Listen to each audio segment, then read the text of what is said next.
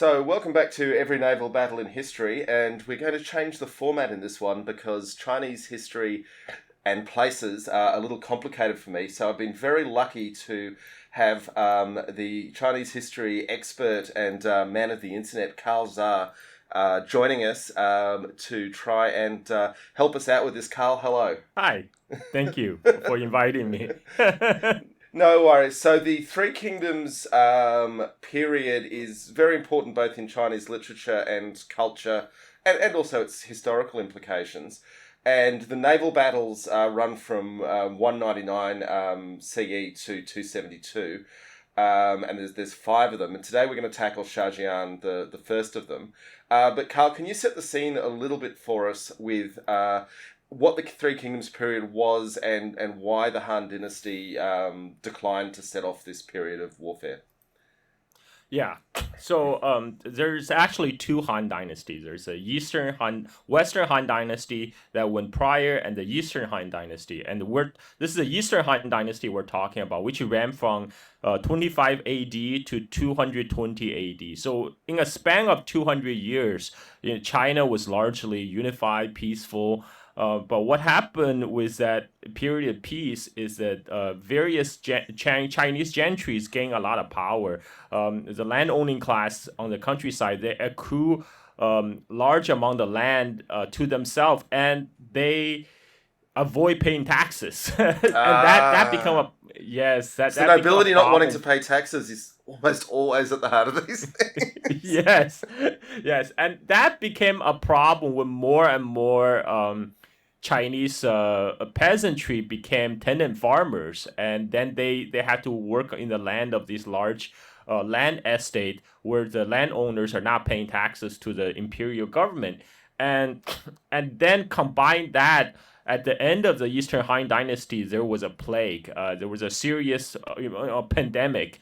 Like now, and of course, Eastern Han Dynasty government is nowhere equipped to handle the pandemic like the current Chinese government. So, the plague wiped out a large portion of the population, and it seriously weakened even further the imperial control, and then the power get devolved into those the powerful gentries in the countryside, and eventually when Yellow Turban Rebellion broke out, the imperial government didn't have the financial strength to muster an army to put down the rebellion. So it actually called the local gentries to form their own militias to put down the rebellion. It's always the And beginning of the that end, isn't it?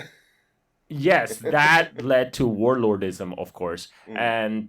and soon these different warlords start to fight for power, and that led to the Three Kingdoms period, which is a particularly tumultuous era in China. To give a context, during this population census at the height of East Han Dynasty, there were 65 million people on the census. The of the imperial registrar, Yep. and by the end of Three Kingdoms period, when Three Kingdoms were finally reunified, like 100 years later, there were only 15 million people that could be found to be registered on census. Yeah, it was an Now that's incredible dieback. I mean, that's World War II territory, but just in China of the second century. It's astonishing.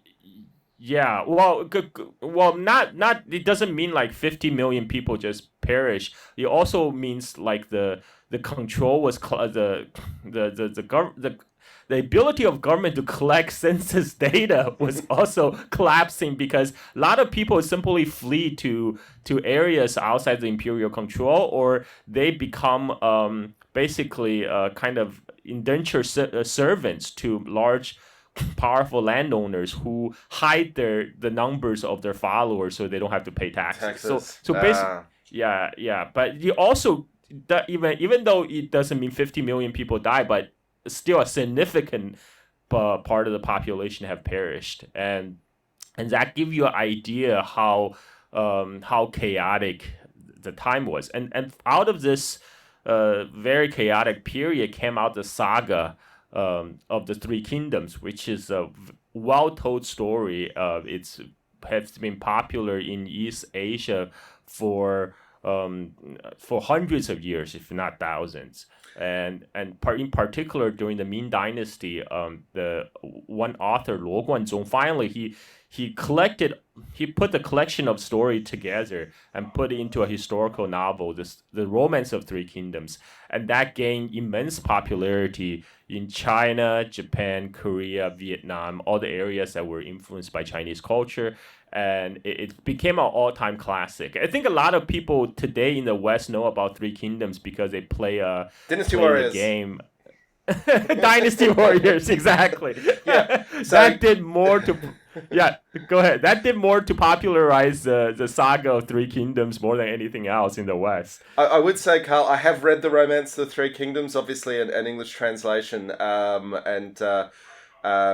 and then when I started playing Dynasty Warriors, it was actually very exciting. It was like, oh, finally I'm getting faces and a little bit more emotional detail to the book. But so I have read the book, which I gather it was a compilation of a lot of regional storytellings, almost a lot of oral traditions, which gave different emphasis in different regions. So obviously in Western China, there was a lot more about how great the Kingdom of Shu was, and in the north, the Kingdom of Wei was more heroic, and this was sort of centralizing all of that narrative.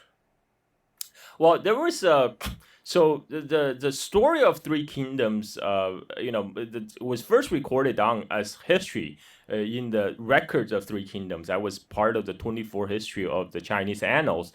But the record of Three Kingdom is kind of dry. It just tells about events, what happened, who killed who, and. But from then, there's a lot of folklore start to grow around the Three Kingdoms period, and there's different interpretations. For example, like the role of Sun Jian, who we're going to talk about, the Sun family. Yep. The Sun family's role got real seriously nerfed in the popular retelling. People get upset at the Romance of Three Kingdoms author. They thought he didn't give enough due to the Sun family, but actually he was trying to readdress the centuries of like the folkloric tradition where the Sun family has been kind of put down basically compared to the other clans, and he tried to do justice to Sun Jian, not as much as he didn't bring it up to kind of to match the historical records, but he did his best. He did his best. It's a funny one because in a lot of the popular retellings, Sun Jian's a very big character, but when you actually get into the narrative, he was dead before almost all of it happened. His role really is as the patriarch of the bigger family. Yes, but he is important because, basically the Sun family legacy starts with him. Yeah. Before Sun Jian, he was just. I think his family is part of local gentry, but in a way that's not really remarkable. There were a lot of gentries back then. But maybe we can just get to the story right now. Yeah, right absolutely. Then?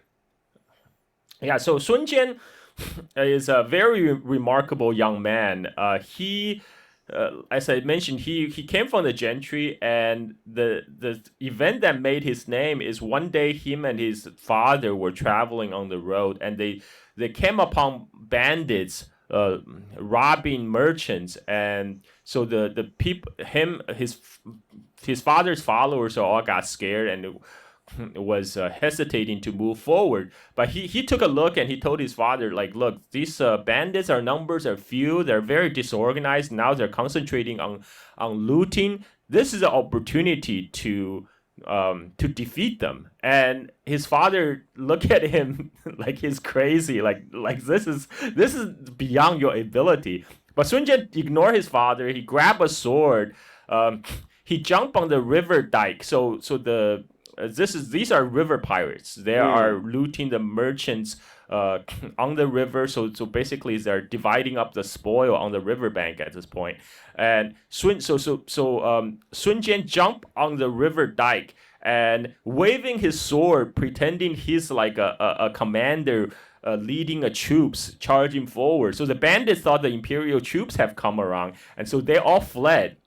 And then Sun Jian ran up, grabbed the slow running one of the slow running pirate, stabbed him, cut off his head, and for that Sun Jian was only 17 years old at the time, and that he made his name, and from there on he was promoted to be like a local garrison commander, and pretty soon after that the Yellow Turban Rebellion broke out.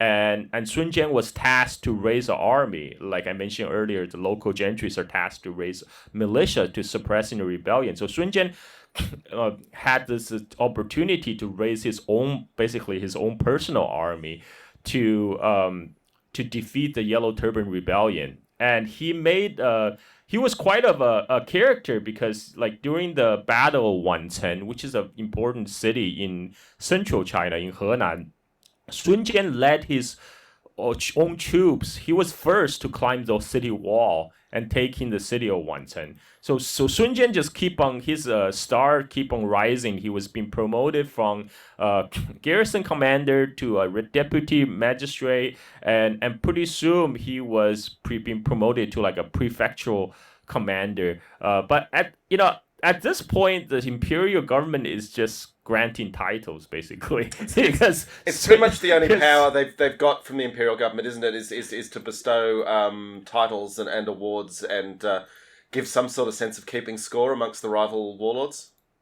Exactly, because Sun Jian himself, not only he has to raise his own army, but he has to find a way to pay for them. And at this point, he was also I'm talking about in real history now. So in real history, there was also a big coup, not a coup, but a mutiny in Yangtze, which is the western part of China, on the Silk Road by the general Han Sui, and the imperial court sent Dong Zhuo, the famous later well-known tyrant, sent Dong Zhuo to as a general to deal with it, but Dong Zhuo didn't make much progress. So the imperial court sent another general, Zhang Wen, and Sun Jian went as Zhang Wen invited Sun Jian to come with him because Sun Jian already made his name.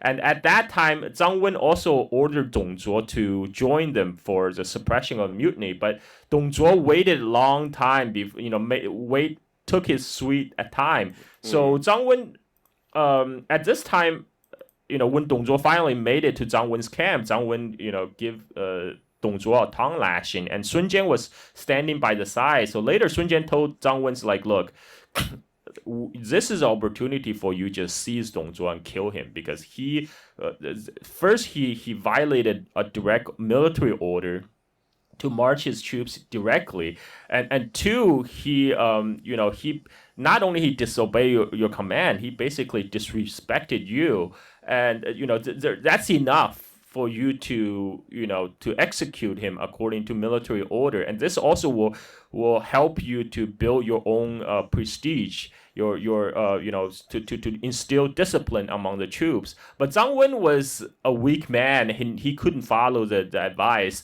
and let Dong Zhuo go. So this story in the Romance of Three Kingdoms got turned around, and the role of Sun Jian was taken by Zhang Fei, right? The other famous. Mm-hmm. Yep. So one of the three brothers from the Western Kingdom. Yep. Yeah, so Romance of Three Kingdoms story is actually based on a lot on the history, but sometimes they change the names around to emphasize one faction over the other. And so Sun Jian really got the shaft, and he, because he did a lot of things before he died at an early age. And then in Changsha, there was rebellion breaking out basically all over China, and in Changsha there was a rebel leader that was besieging the city of Changsha, which is in Hunan, the capital of Hunan province today. Mm-hmm. And so the imperial court actually made Sun Jian the prefect of Changsha and asking him to defend the city. And Sun Jian went down there, and within several years, he pacified the rebellion and really like basically everyone was just in awe of this person. Like Sun Jian could do no wrong. By the time that Dong Zhuo became a tyrant, became a usurper essentially, the alliance of warlords was formed to overthrow Dong Zhuo, and Sun Jian again was a vanguard to defeat Dong Zhuo. And at that time, as I mentioned before, Sun Jian, he has to provision his own troops and recruit. So by the time when he was marching toward central China, towards the capital Luoyang to fight Dong Zhuo, he went he was asking the local officials, magistrate, to provide him with provisions, and he wasn't making much progress because like the local magistrates, they're basically essentially warlords within their own domain. They didn't want to give they wanted the food for themselves. Yeah. Exactly. They don't want to give food to the passing army. So what Sun Jian did was he sent the local magistrates some gift. Then as a kind of, as per Chinese custom, the local magistrate had to reciprocate by coming to the camp to thank him. And then Sun Jian hosted a banquet. During the banquet, he suddenly gave the order to seize the local magistrate and listed his crime for not to provision for imperial troops and execute him on the spot. Just out of interest, from then on. Sorry, Carl. How big a breach of protocol is it to attack someone who's come for your hospitality? Because in some cultures that would be a really big deal. Yes, but not in China. I mean, in the time when the Han Dynasty was a fully functional government. Yeah. What Sun Jian did is basically rebellion. He's killing a official appointed by the imperial court. But by this point in China it was basically free for all. Yeah, it's free for all. So that's why Sun Jian was able to do the thing he did, and that's also why he was able to rise very rapidly among the ranks. Because before China, even among the gentry dominant societies, there's a very strict hierarchy, right? Like people like the Yuan family, they have a lot of prestige. They serve the imperial court for generations. They would have a lot of power, and people like Sun Jian is from like the lower gentry. Like they would not have much prospect to rise through the ranks. But this rebellion and the broke down of the order actually gave a lot of opportunity for ambitious men like Sun Jian, and also Cao Cao is the same case. And so I'd say Liu Bei in the Kingdom of Shu was certainly presented as a real social mobility of the time. Yes, he was a strawman sandal peddler. I mean, that's quite a rise. And so Sun Jian really made a name for himself, and he was actually the main force that really posed a threat to Dong Zhuo and Lu Bu. By the way, Lu Bu was kind of the warrior of the three kingdoms, but Sun Jian actually managed to defeat Lu Bu in battle. But the alliance that put together, the anti-Dong Zhuo alliance, was more interested to fight over power than care about evicting Dong Zhuo from the capital. So when Sun Jian was making all this progress, defeating Dong Zhuo's troops, I skip important details. When Sun Jian made it to the alliance camp, he formed alliance with the Yuan family, particularly Yuan Su of the Yuan family. As I mentioned before, Yuan family is this very prestigious lineage. They have served the Han court for many, many generations. They are a large, prestigious clan in their own locality. That's up in the northeast, isn't it? Almost near Korea? Yes. Yep. No, not that far. Okay. Like but around Beijing. Gotcha. Right, like so, the area in Hebei province, and the Yuan family has two prominent leaders at this point. One is Yuan Shao, one is Yuan Su. They're actually brothers. They're actually half brothers. But Yuan Shao was the elder of the two. And he was born from a concubine. He wasn't born from a main wife. So he was adopted out of the family at an early age. He was given to he was given to like his father's older brother who didn't have a son to be an heir. So Yuan Shao became by chance became the heir to the senior branch of the Yuan family, and Yuan Su, the younger brother, but from the main wife, became kind of the junior branch leader of the junior branch. Right, so there's a little bit of rivalry between these two brothers because Yuan Su felt like his older brother is born from a lowly concubine, doesn't deserve his exalted position as a leader of the senior branch of the family.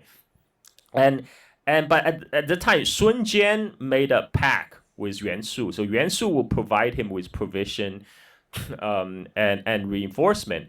When Sun Jian was making all the progress defeating Lu Bu and Dong Zhuo, some Yuan Su's advisor told him, "Look, now Sun Jian is making a name for himself. Now all the glory goes to Sun Jian. If you let this continue, Sun Jian will be a bigger threat than Dong Zhuo himself." So Yuan Su listened to this advice and he withheld the grains, withheld provisions, and without food, Sun Jian's troops suffered and they were defeated by Lu Bu. It's really like a very advanced game of Survivor, isn't it? Exactly. It is a free fall, so Sun Jian came back and he was very indignant. He told Yuan Su, "Look, like I am fighting for your family's honor because Yuan family at this time, like I mentioned, Yuan family had a lot of members in the court, and when Dong Zhuo took the capital Luoyang, he held them hostage." And when the Yuan brothers led their coalition against Dong Zhuo, he killed all the Yuan family members in the capital. So Sun Jian says, "I'm here to avenge your family, and you are doing this. You are stabbing me in the back. How can you face yourself?" So Yuan Su was felt ashamed, and he gave Sun Jian more food, and Sun Jian went back to the battle. He actually defeated. So in real history, Sun Jian killed the general Hua Xiong. Like in the Romance of Three Kingdoms, killing Hua Xiong became like the debut of Guan Yu, right? Oh yeah, the god of war. Yes. So Guan Yu got the honor. I mean that's why a lot of people felt like Sun Jian got shafted in the Romance of Three Kingdoms. So he killed the Dong Zhuo's general Hua Xiong and forced Dong Zhuo to abandon capital Luoyang and flee to Chang'an.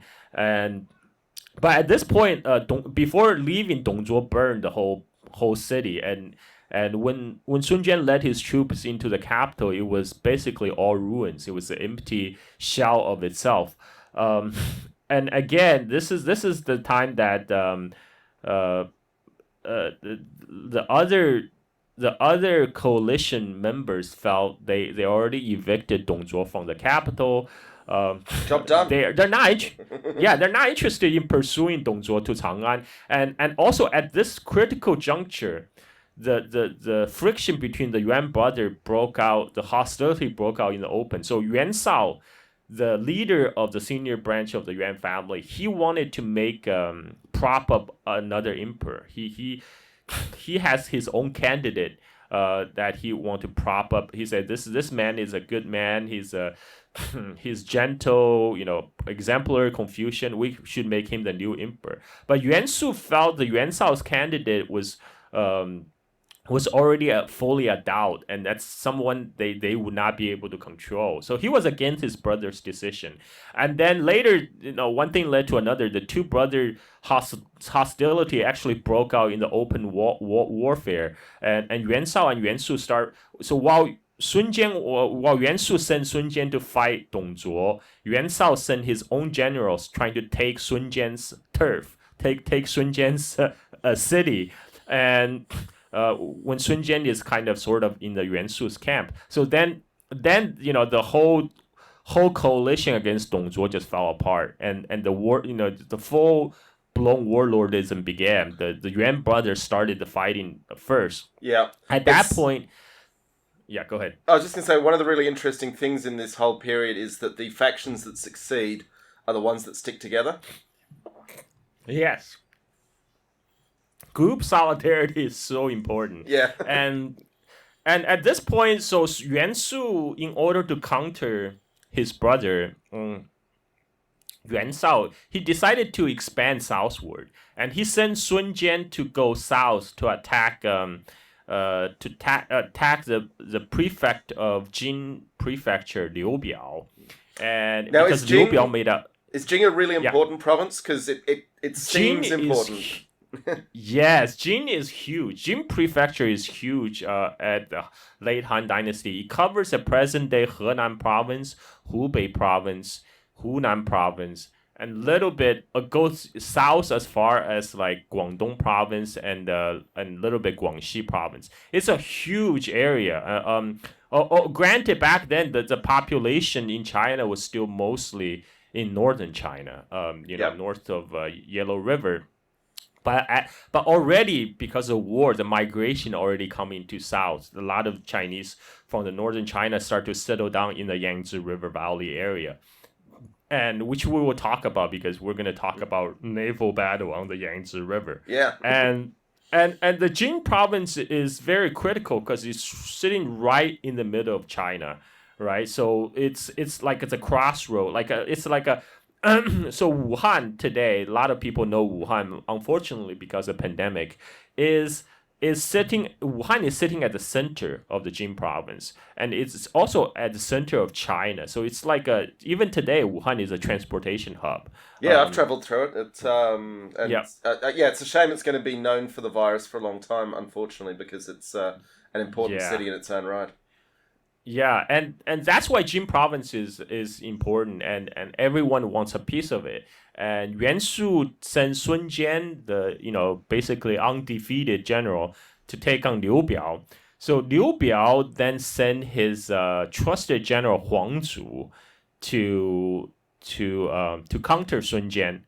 Now Sun Jian is a very capable general. He was able to defeat Huang Zu easily. But Sun Jian has a problem is that he is fearless to the point of recklessness, and he always lead his troops in the front. And even in the Yellow Turban Rebellion period, there was one time he was leading the charge against the Yellow Turban rebels, but because he has a horse, so he he soon left his infantry behind, and he ran into the thickest of the enemy, and he got shot from his horse. And then he had to hide among the grass. Only when his horse ran back to the camp and leading his followers to where he was hiding was he rescued. So he had this kind of history of charging ahead, like damn the torpedoes, full speed ahead kind of reputation. And again, when he defeated Huang Zu, he led the pursuit. And then Huang Zu laid an ambush for him in a valley. Huang Zu had his underling set up a trap in basically a mountain valley. When Sun Jian came, they throw down the stones, and one of the stones hit Sun Jian's head and killed him instantly. And that basically brought a big dent into the Sun family fortune, because up to this point, the Sun family is right up and up. But at the time of Sun Jian's death, his son was still I think maybe just in the early teens, and his oldest son Sun Ce was in his earliest teen, was still very young. So Sun Jian's nephew. Sun Jian's not his nephew, his cousin, Sun Jian's cousin, then took the rest of the troops, and they went to join Yuan. They went to join Yuan Shu, became Yuan Shu's camp followers, basically. Not camp followers, became Yuan Shu's followers. Yep. And so Sun Ce, when he grew up in the camp of Yuan Shu, and he was very fierce. He kind of inherited the same trait from his father. He would always leading the charge in the front, and he became one of Yuan Shu's favorite generals. So Yuan Shu will send him against like the various warlords around around the region, and Yuan Shu became a major power in kind of the southeastern China. But at the same time, Yuan Shu made a lot of promises to Sun Ce. Like every time he sent Sun Ce to take a city, he's like, "Oh, I'm gonna make you the governor of this area." And then as soon as Sun Ce take it over, Yuan Shu gave the command to his own man, right? So Sun Ce felt he was being shafted by Yuan Shu too many times. Yeah. And at this point, also there was another rival warlords in southeast. There was the imperial court sent another person, not like a person who is actually from the imperial lineage, to be in charge of the southeast, and he actually managed to wrest control of a large part of the territory from Yuan Shu's men, and particularly from relative of Sun Ce. Those areas were guarded by Sun Ce's uncles. Sun Ce. So I was going to ask about that. Yep. The Sun family definitely had a lot of roots down there in that Jing province area, Yes. even before this. Yes. Yep.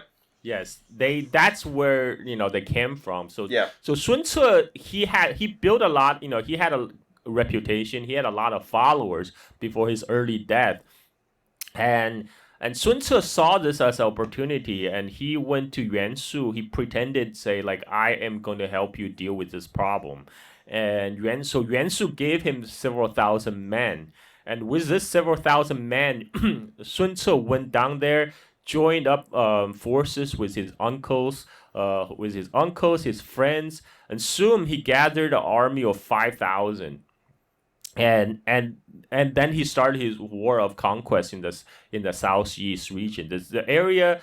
This is the area of Yangtze River, near like the mouth of Yangtze River. So from the area from Shanghai to Nanjing, on the lower reach of the Yangtze River Delta area, and very soon he took over a large area, and he became no longer rely on Yuan Shu. He has his own power base now. He can provision his own troops, and at the same time, Yuan Shu was entertaining dream of grandeur. He wanted. So when Sun Ce's father Sun Jian went to Luoyang, he founded the imperial seal in Luoyang. Do you think he actually did? I've always thought this was Sun family propaganda. So there's a lot of different records about the Three Kingdoms. Yeah. It's from one source claims that Sun family found the imperial seal, but the Yuan Shu was holding Sun Jian's wife as hostage and forced Sun Jian to give up the imperial seal to him. Yeah, that's one story. And the other story is that Sun Ce used imperial seal as a collateral to borrow troops from Yuan Shu. That's another version. That's a version that's presented in the Romance of Three Kingdoms. And so Yuan Shu did possess in real history. Yuan Shu did possess the imperial seal, and then he decided, okay, well that must means I have the mandate of heaven, and so he decided to entertain the idea of becoming emperor himself. In fact, he did declare himself emperor, and that actually made him the target of all the warlords. Now everybody. Yeah. Now everybody have a legitimate reason to attack him. So it was a stupid move. So Yuan Shu was at that point, Sun Ce broke his official ties with Yuan Shu, because Yuan Shu now is a traitor. And in fact, Sun Ce joined Cao Cao, Liu Bei, Yuan Shao, and pretty much everybody to attack Yuan Shu. So Yuan Shu was defeated. He ran out of provisions. His army collapsed, and at that point he decided, okay, maybe it's time for me to make up with my big brother, and because he still have the imperial seal. He took his imperial seal. He was going to join his big brother, but Liu Bei's troops blocked him his northward path, and eventually Yuan Shu died of starvation. It was It's an ignominious end. yes, yes, yes, and but in contrast to that, Sun Ce has become a major power. But at this time, a lot of the former Yuan Shu followers they wanted to join Sun Ce because they had served time together. They felt like they could their lot is probably improved by joining Sun Ce. But Well, but no one wants to go back to the farm, do they, at this point? So you've got to pick a winner. Exactly. And so, okay, so but but Sun Ce is on the south side of the Yangtze River. To get to Sun Ce, they have to cross the Yangtze, and on the north side of the Yangtze River, there's a prefect of Lujiang. Now, Lujiang is this area around. Modern day Anhui, the area along the Yangtze River, like the area in Anqing, the prefect Liu Yao was a former subordinate of Yuan Shu, and because he was a loyal retainer of Yuan Shu, that area was first taken over by Sun Ce for Yuan Shu. So Yuan Shu sent Sun Ce to take over that area first and promised Sun Ce that he will make him the governor. But then he turned around and gave that area to Liu Yao. So Sun Ce and Liu Yao had this beef going way back. And now Liu Yao is preventing the former Yuan Shu followers from crossing the river to join Sun Ce. And instead, he took their men and made himself even more powerful. So the showdown is about to begin between Sun Ce and Liu Yao. But Sun Ce has also other enemies. One of the enemy that he never forgotten is the general who killed his father, Huang Zu, right? The general under Liu Biao. And Huang Zu is guarding a very important area, Jiangsha. So the Jiangsha area is basically around the present day Wuhan area. Gotcha. Right. So the reason the Wuhan is so important, that's where the Yangtze River came out of the Three Gorges. It widens considerably, and it's joined by one of the main tributary, Han River. So the Han River from the north joins the Yangtze River right at the junction of Wuhan. And back in back in 2,000 years ago, there was no high-speed rail, there's no motorways, so the fastest, most reliable way of travel is river travel. That's the water transport is so important, especially in the southern China. So that's why the junction of Han River and Yangtze River at Wuhan was so important, and it was guarded by Huang Zu. I would also he was.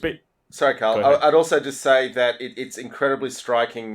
These days, the Yangtze's navigable, certainly up as far as Chongqing and possibly further. But you need a lot of power to get, because it's a very fast-flowing river in that stretch down to the Three Gorges. Whereas below that, where it widens out, is certainly much easier for road vessels to still be able to move around.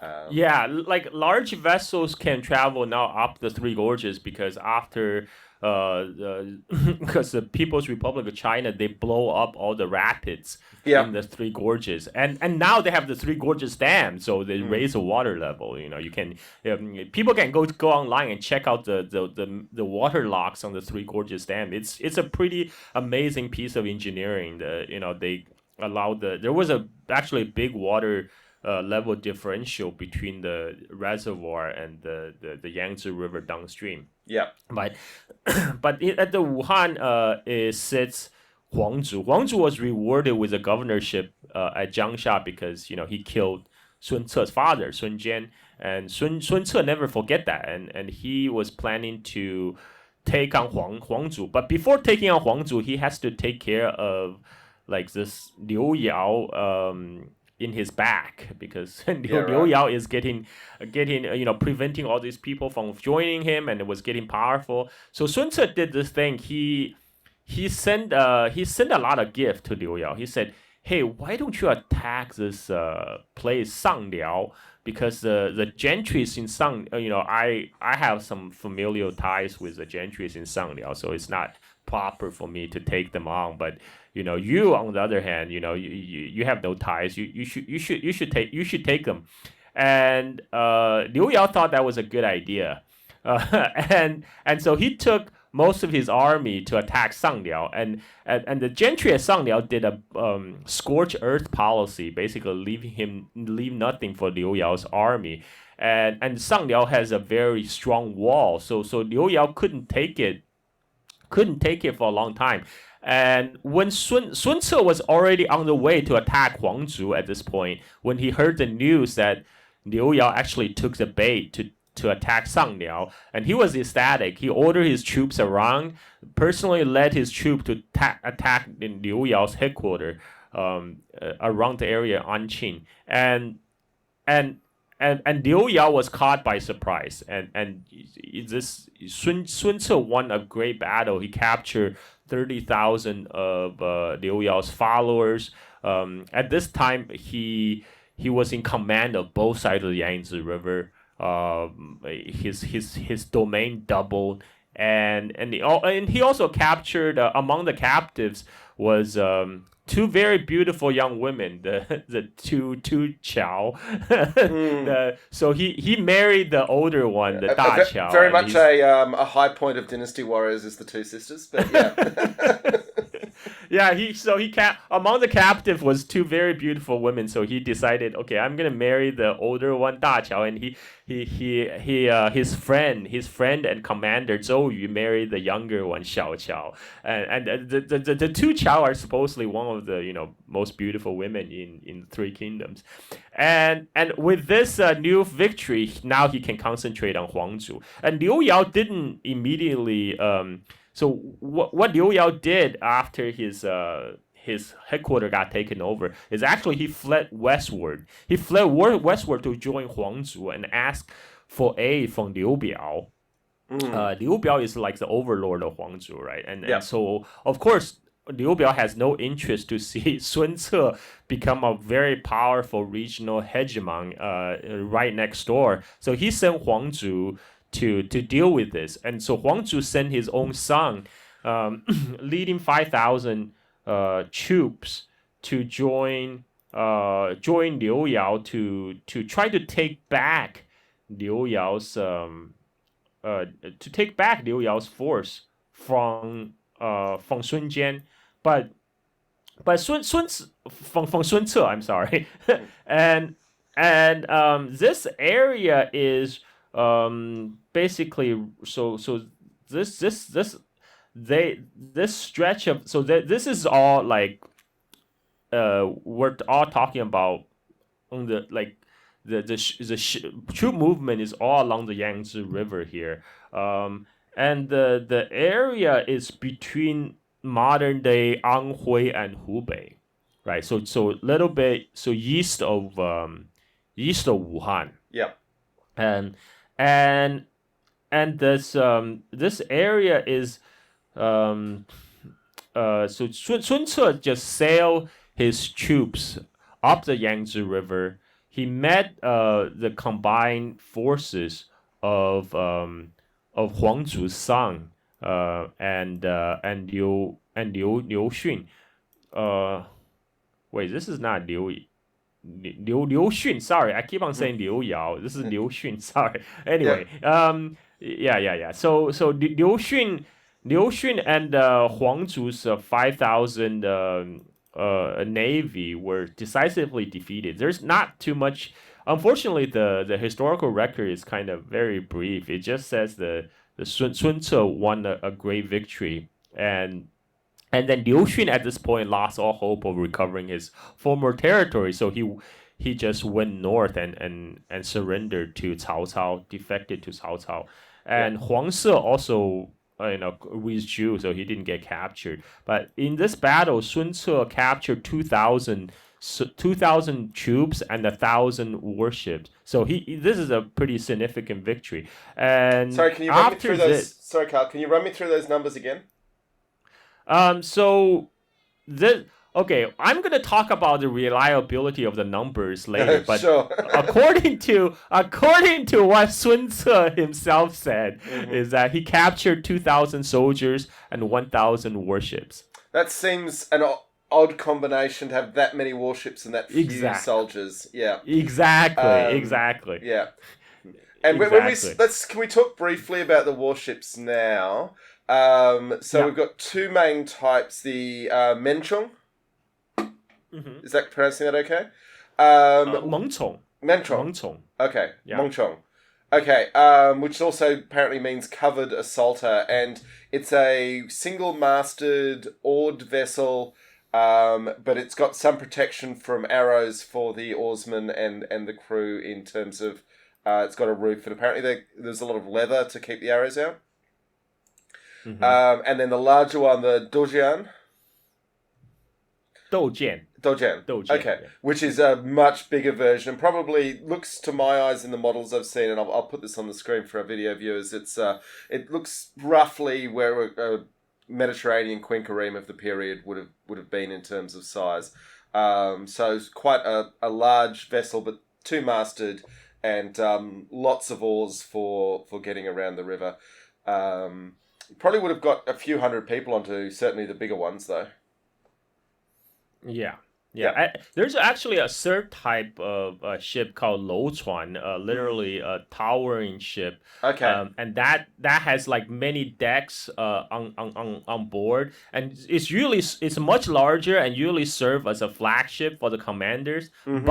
But 楼船 is rarely used in actual battle because at that time they're still trying to figure out the balance of have such a kind of lopsided like top heavy ship. Yep. Because that the problem with 楼船 is during a heavy storm or heavy wind, it's very easily topple over. Yep. And that actually happened in one of the Three Kingdoms battles. So 楼船 sometimes it's usually have a commander who sit in the back so he can see the battlefield and issue command, but not actually participating in actual battle. Well, if you're relying on signal flags, that towering position has a lot of other advantages as well. Then, if your lieutenants and troops are looking to see the signal flags, then the height comes in. But certainly in the Mediterranean of this period, they did have enormous super ships, but they weren't actually that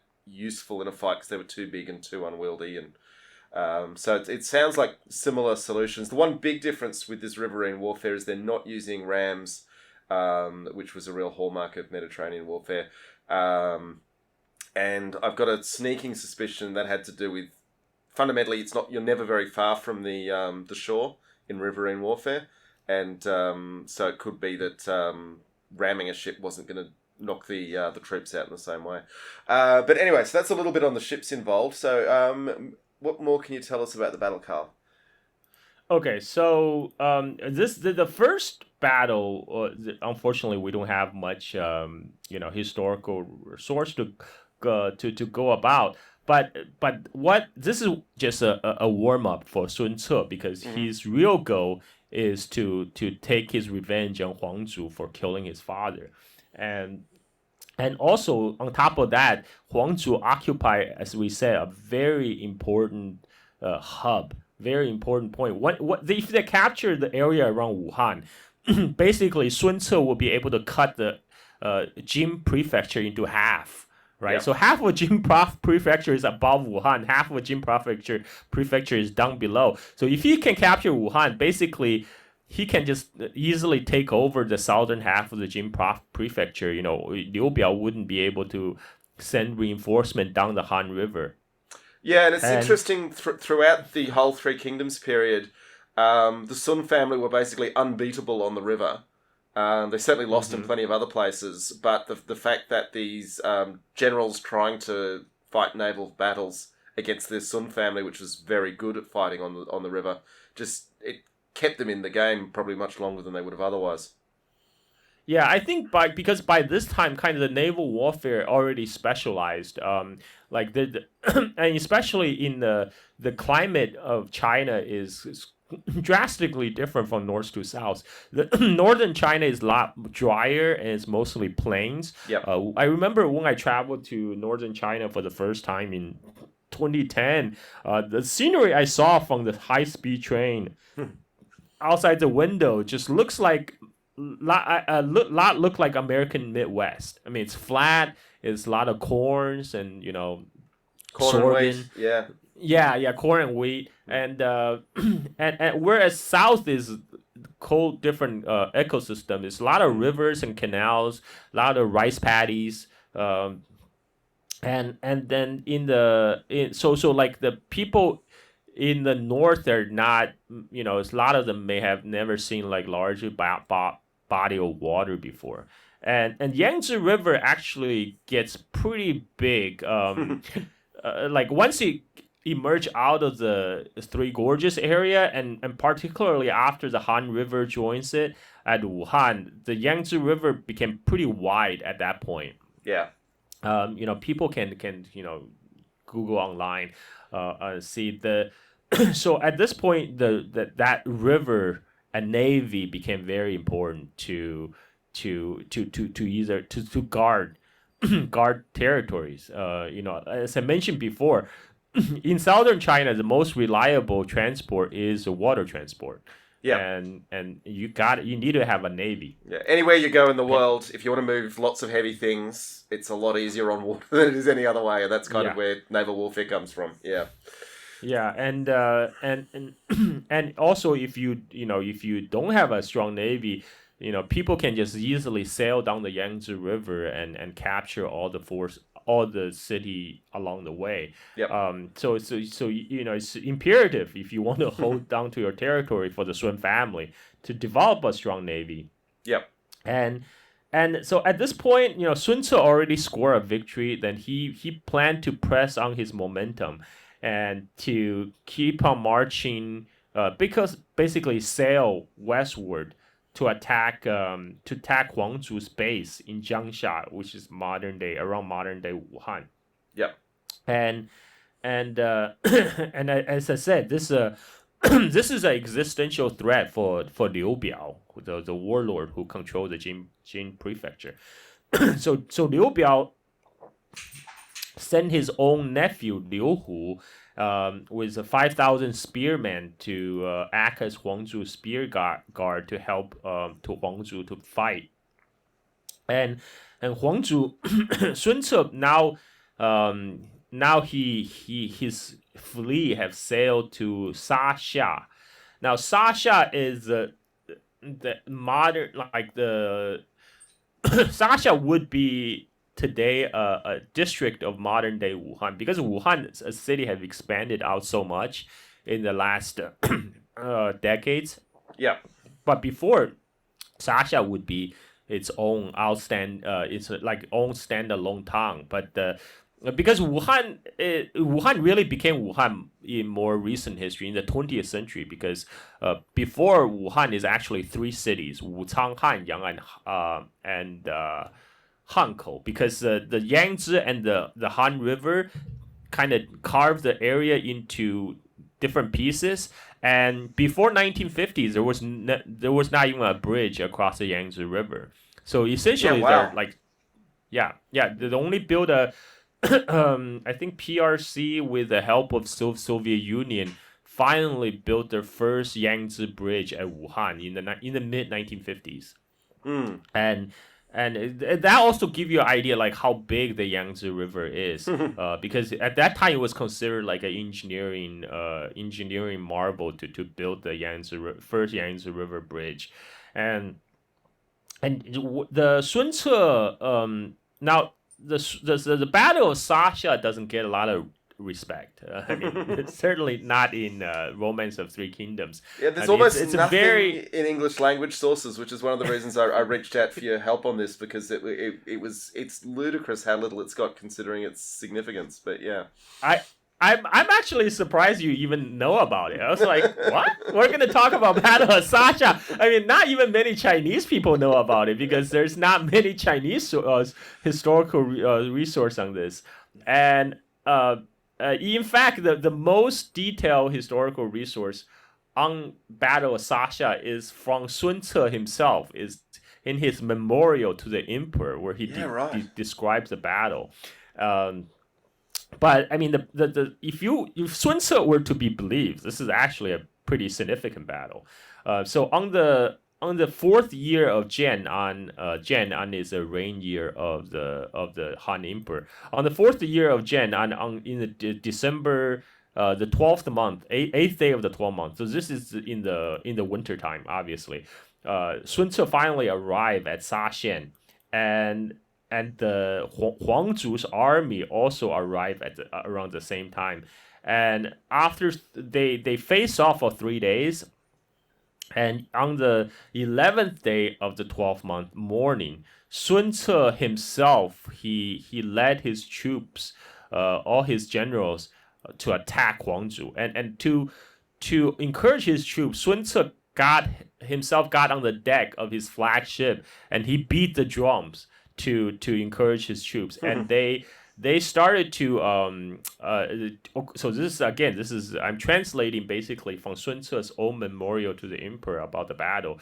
They use fire and fire arrows, and to Sun Ce's advantage, the wind is blowing from their back. They literally they're literally sailing. They literally got the wind on their back, so they use fire arrows and use a lot of crossbows. And according to Sun Ce's memorial, he said the arrows fell like rain, and because of the wind, that the wind really helped a lot, and Sun Ce's army had a lot of advantage. So the ships that we mentioned, they're not only have oars, but they also usually have 1 or 2 or 3 masts. Yep. Right. So with the help of the so even though they're sailing upstream, but with the help of the wind, the Sun's navy just push ahead, and they also have larger ships than Huangzu, which play a huge which is a big advantage in naval battle when you have bigger ships. Particularly when it's mostly about arrow exchanges and then boarding actions. If you can just have more troops on the ship, you're going to have a big advantage. Exactly. So they in this description of the battle, they didn't say how they didn't say how they set the fire. They just said like the fire was everywhere. The smoke covered the surface of the river. But in the later, after Three Kingdoms period, there are mentions of navy battles where they use molten iron. They throw molten iron to enemy ships. I don't know if that was I don't know if that was done here, because this is. Yeah, I mean, red hot shot is a staple of naval warfare up until the ironclads finally shut it down. If you can keep the forges on the ships to heat the stuff, it's very powerful. But you can also set fire to your own ship. Yes, yes, it's a double-edged sword. Yeah. So according to this, because the Sun family troops' morale is very high, they have the advantage of the weather, and they very quickly push through. And according to Sun Ce's own memorial to the emperor, they killed Liu Biao's, the warlord Liu Biao's nephew Liu Hu and his general Han Xi, and they beheaded 2,000 Huangzu's soldiers, and 10 did I say 2,000? No, 20,000. Wow. They said they killed 20,000. They beheaded 20,000. They got 20,000 heads, and then 10,000 soldiers. How do you store them all? Yeah, 10,000 soldiers were drowned in the river, and they captured Huangzu's family, and they also captured 6,000 warships, lots of treasure. Only Huangzu himself were able to ran to safety. And so maybe now is the time to talk about the number, because 30,000 casualty, that's a like a very stunning number, right? now this is the time I'm going to put in the caveat. We are hearing this from Sun Ce himself. He sent in a memorial to the emperor. It's basically almost like a touting sheet. Look what have I done, right? Yeah. So there's no way for the imperial court to verify the actual battle. Yeah. I mean, my rule in this is if the numbers are unbelievable, divide by 10. Divide by 10. So I think 3,000. If they took 2,000 heads and 1,000 soldiers drawn, and if they capture 600 ships, I think that's reasonable. I think that's reasonable given the time. Yeah, I would suspect with the numbers of ships involved that just working off the population of the whole of China at the time, we're talking quite small riverboats being tallied up in the total tally would be part of my guess. It's interesting because a lot of the modern archaeology in the Mediterranean is actually showing that the historians weren't that far off with the numbers they were using. For generations, the people were saying it can't have been that many, and when they find the piles of anchors that they were cutting up before the battle, it's like, oh no, they really had that many ships here. Wow. So but this is a different cultural context. But I would say that if we're talking thousands of ships or 600 ships or something like that, we're talking quite small riverboats being included in the total tally. Yeah, of course. I mean, like, this is basically Sun Ce bragging to the emperor at this point. It's Sure. like, look what I did. now give me some titles. Now grant me some titles. More Make titles. me a duke, yeah. Yeah. Yeah, and the imperial court at that point is so far north, and they have no effective control in the south. So there's no way they could verify Sun Ce's account anyway. But Sun Ce's version became the official version in the history because that's the only record we have going by. Yeah. Fantastic. Yeah. Okay. But this battle actually, like, they didn't change Sun Ce actually didn't take over the territory. So that's an interesting part because even after the battle, we know Huangzu still controlled the Wuhan area.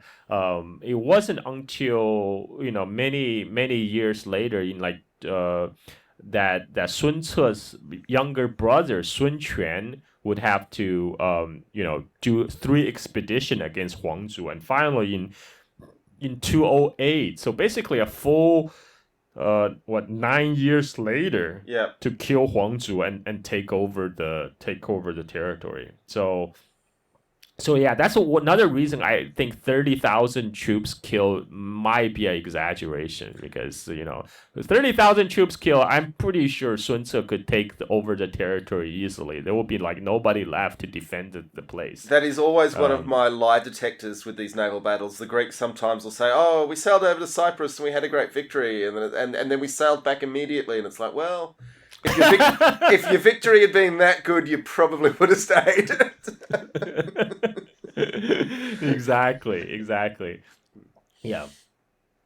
So this is like the first big naval battle of the 3 kingdoms, the Battle of Shaxian. And I'm glad that you chose this battle because this is really a very little known battle, both in English and Chinese, because the only reliable historical resource we have going on is from Sun Ce, his own words to the emperor. Yeah. Yeah. It's I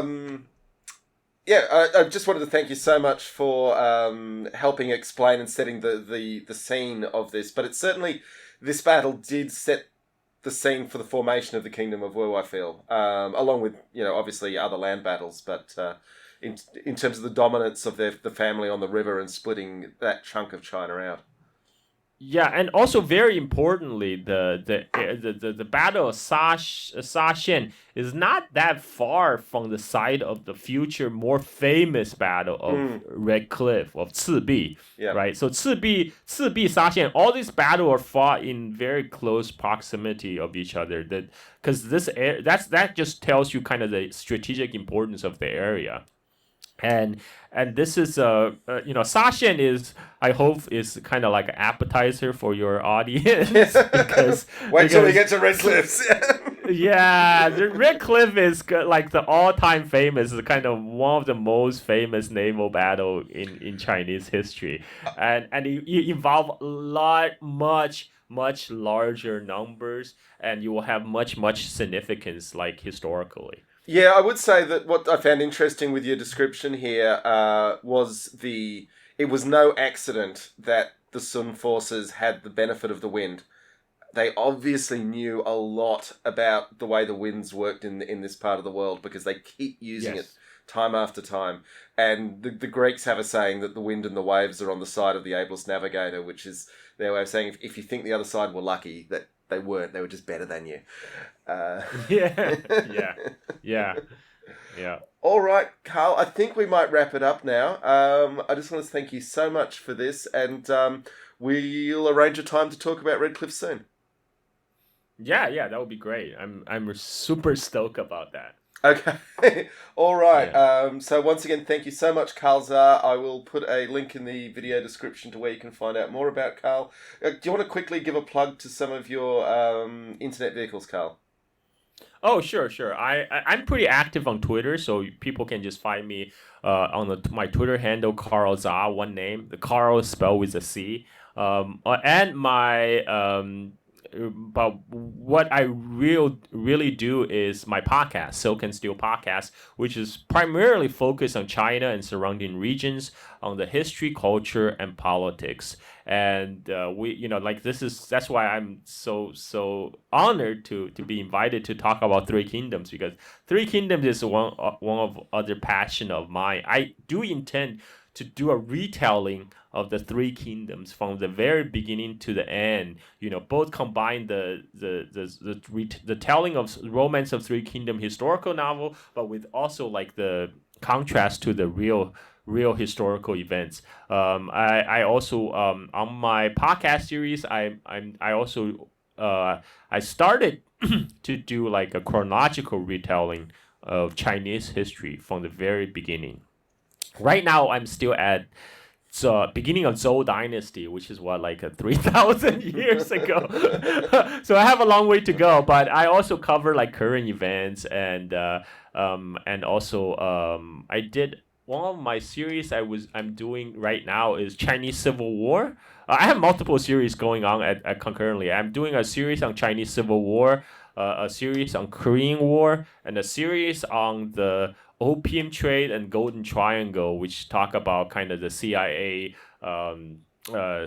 operation in Southeast Asia, in kind of increasing the opium and heroin production. So that's another interesting little known history of the Cold War. So this is kind of stuff I cover. People Awesome. welcome to check it out.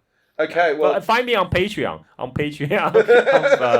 Yes. So check out my Patreon, Silk and Steel podcast on Patreon. That's how I make my living, enable me to support my family in Bali. So, all right. Okay. Thank you. Thank you so much, Carl. We will talk soon. It's been fantastic. Thank you so much for your help. Thank you.